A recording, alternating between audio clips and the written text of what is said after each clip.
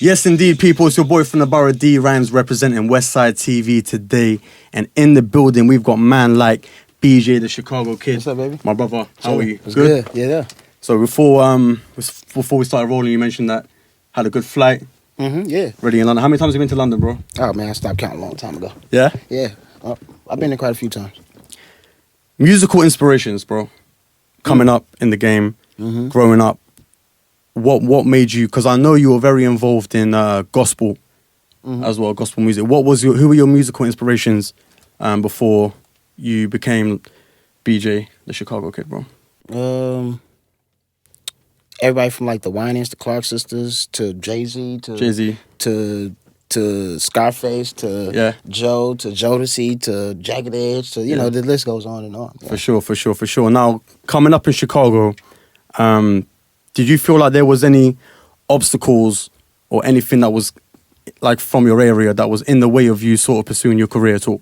Growing up in your area, yeah, for sure. You know that. I know that. You know that. Yes, of course. Being from Chicago, you know the South Side of Chicago is not the easiest place to make it. You know, yeah. Well, how do you feel you got through that?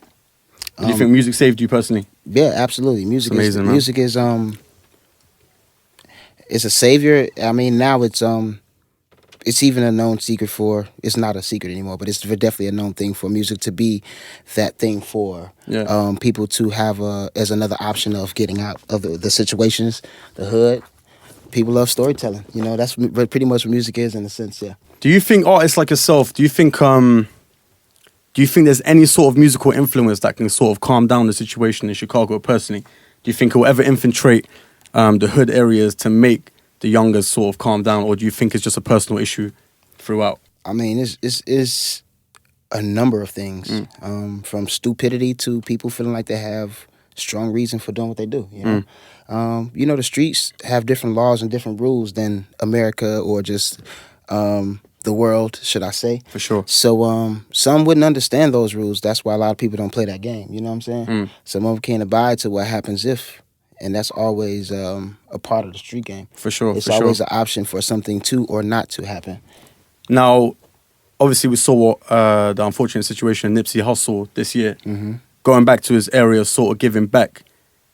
Do you think yourself going to give back is going to make any sort of difference, or do you think it's just not safe for artists that are doing their thing to go back to an area which is a little less fortunate?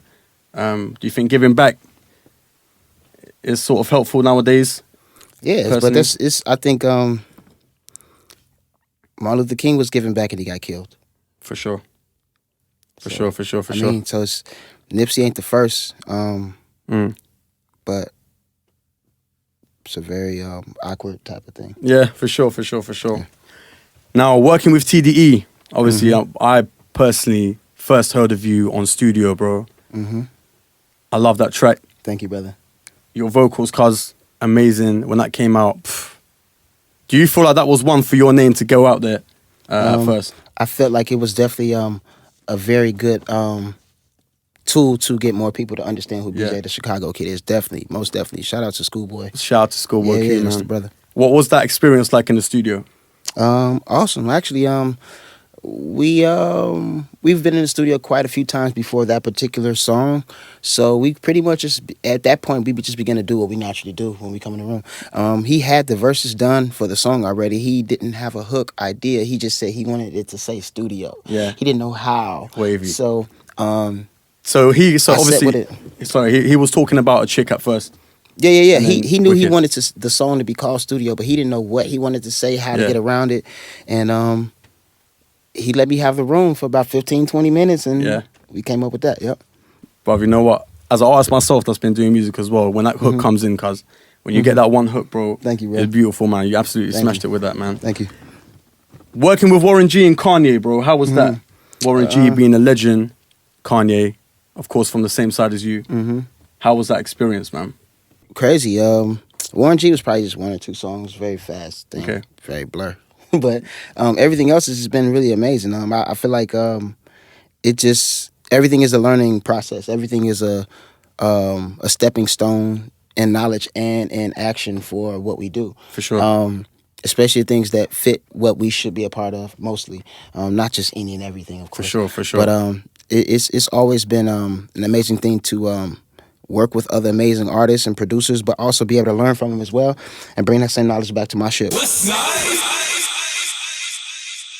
So your previous one, the debut one, Pineapple's Now Later. Yeah, Pineapple Now Later, that's the origin project of BJ, the Chicago Kid. That's one that kind of kicked off. Yeah.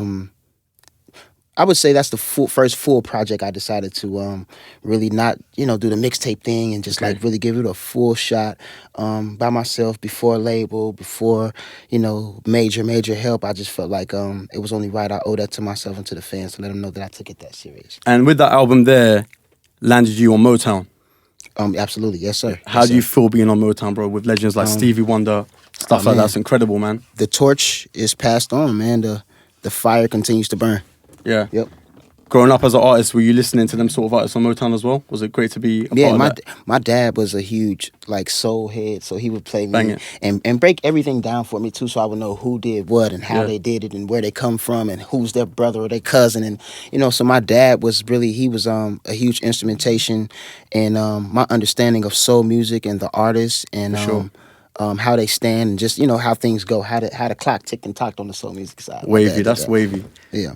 On my show, every single Friday night, the Shutdown show, shout out to Westside, Worrying About Me, bro. Yeah. When I got that, I was spinning it, reloading it. You was vibing with that? Absolute banger. Thank you, brother. Absolute banger. Absolute banger. Also, The Time Today as well. Well done with that one. Right there. Yeah. Now, with the 11/23, I understand it's your birthday. Yeah, absolutely. For me, it's a special day as well because that's when I launched my show last year. Nice. 11/23. Congrats. When are you? What can we really expect from that album, bro? That we didn't get from the Pineapple Now Later. You got Pineapple Now Later, then you have In My Mind. In My Mind is the first album that I put out on Motown, just so I could clear the record on camera. Sure. You have Pineapple, which is the independent project, and then In My Mind is the first Motown release. After In My Mind, that's when you have 11/23. 11/23 is an evolution of In My Mind as much as In My Mind is an evolution of Pineapple. I always want to give more. I'm always living life and incorporating that into the music. So you just expect another dimension of BJ. The album comes out July 26th, but everybody on the album from Anderson .Paak to Eric Bellinger, Rick Ross. Perfect collaboration. Afrojack. Who else is on there? Buddy Jid, Kent Jams.